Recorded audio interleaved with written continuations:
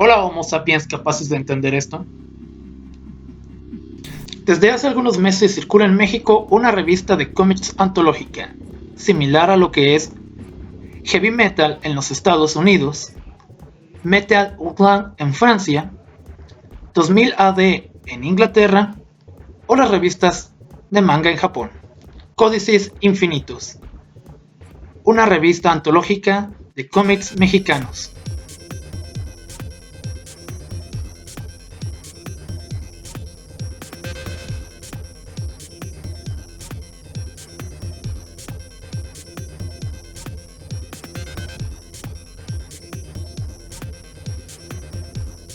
La primera historia presentada es Verne, en guión y dibujo de Marco Carrillo.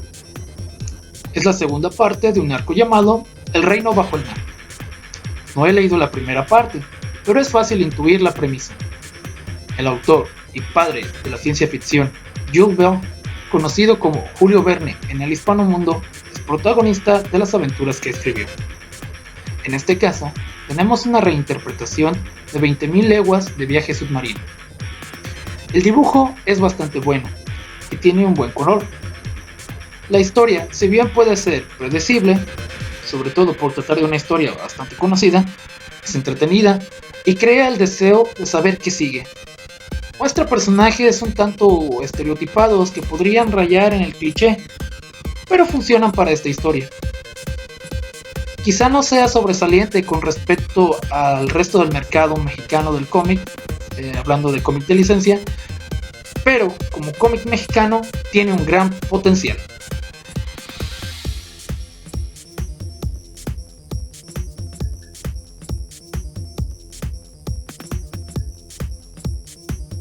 La siguiente historia es Cihuacatl, espero haberlo pronunciado bien, parte 2 por Fernando García. Y bueno, aquí es donde empezamos a cojear. El dibujo no es de mi agrado en casi nada. Básicamente es un cómic de superhéroes, pero ¿cómo decirlo? Es bastante malo. Si como lector alguna vez has querido crear un cómic, seguramente tu primera opción fue un cómic de superhéroes mexicano con un encapotado nacional. El problema es que los superhéroes en México y en Latinoamérica en general no concuerdan con el arquetipo del ciudadano común. Pero bueno, ese es tema para otra ocasión. Tenemos un cliché del cómic independiente mexicano, y es el de la influencia de las culturas prehispánicas en él. La intención de querer tomar estas raíces y darles un lugar en la cultura mexicana más grande, y que sería justamente merecido, es una buena intención. Pero es una premisa que se ha intentado demasiado y simplemente no funciona. Realmente no es una temática que capture a los lectores. Los personajes son bastante cliché. Los polis, la señora fanática religiosa, el vecino naco, la hermana sexy. El cómic es violento, pero es violento solo porque sí, por el morbo, no porque se sienta natural en la historia. Además, el lenguaje usado en los diálogos raya en lo vulgar. Maldecir en un cómic y ser muy gráfico en su violencia no lo hace maduro ni adulto. Es de reconocer que al menos los personajes, aunque cliché, tienen un rol definido y una personalidad, no así el protagonista, se siente sumamente inverosímil. Existe un comentario político en la obra y referencias muy nacionales. Rayos, digo, parece broso, pero tal comentario político es solo el de quejas sin aporte. Regresando al dibujo, los colores no ayudan. El coloreado de los cristales contrasta demasiado mal con el resto. Se nota a leguas el uso de efectos digitales, pero mal empleados. No podría recomendar esta historia.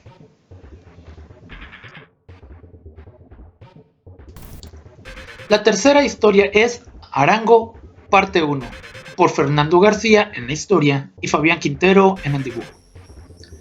Esta parece una especie de cyberpunk espacial en la que se presenta a Arango, quien es el mismísimo Doroteo Arango, mejor conocido como Pancho Villa, y sus acompañantes. Los diálogos exponen que la historia está relacionada con una especie de revolución, que obviamente es una apología para la Revolución Mexicana y sus muy conflictivas traiciones.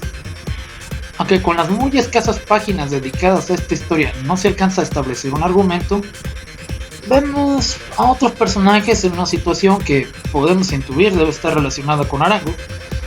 Por su parte, los diálogos esta vez no son vulgares, pero se sienten sacados del estereotipo de cómo hablaban los revolucionarios.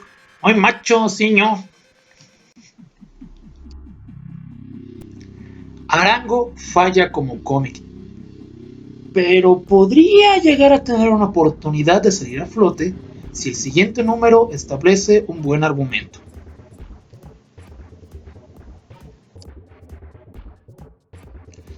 La última historia de este número es Ruidoso e Infernal parte 1 por Fabián Quintero. Comenzamos con una secuencia de imágenes. Por Dios, ¿qué es eso?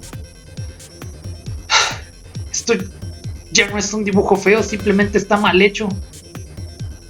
Ese brazo no tiene una adecuada proporción con el resto del cuerpo. Y como vimos antes, el personaje no es deforme. El dibujo es inconsistente. ¡Miren! ¡Solo mírenlo! Esta historia es la más corta de todas y es por mucho la peor. No es más que ver a un adolescente sumamente enojado que pretende dar un aire de muy malo, pero que a menos que sufras bullying en la escuela, y uno muy severo, no sentirás empatía por un tipo así. Al final converge en un final extraño y grotesco de toques sobrenaturales. Tiene comentarios políticos, nuevamente, que solo se basan en decir que el presidente es inculto o tonto. En verdad, no quiero saber cómo sigue esta historia. Ahora vamos con la edición. Consta con 40 páginas libres de publicidad. O sea, en su totalidad son historia. Solo hay publicidad en la contraportada. Las pastas son de una calidad aceptable, no así el papel, que se siente como papel albanene. No absorbe bien los colores y en escenas oscuras de plano se pierde mucho de la ilustración. Se siente como un papel que pronto podría llegar a despintarse. Encontré faltas ortográficas, si bien no muy fuertes, como falta de acentuación o la utilización de artículos inexistentes en el idioma español, como de él en lugar de del, el hecho de usar mayúsculas en cada palabra del título. Concluyendo, tenemos 4 historias, 3 malas y una buena, una mala edición y malos dibujos en su mayoría. Se aprecia el intento de crear una revista antológica en México, pues supone una gran oportunidad para la escena mexicana en el medio. Pero una sola historia no basta para una inversión de 37 pesos con una oferta creciente en el cómic de licencia. Como consumidor, no puedo recomendar a Códices Infinitos. Pero, como entusiasta del cómic, la historia de Verne, por parte de Marco Carrillo, demuestra que la idea tiene potencial, siempre y cuando los editores estén abiertos a recibir a otros escritores y esto no quede cerrado a un círculo limitado.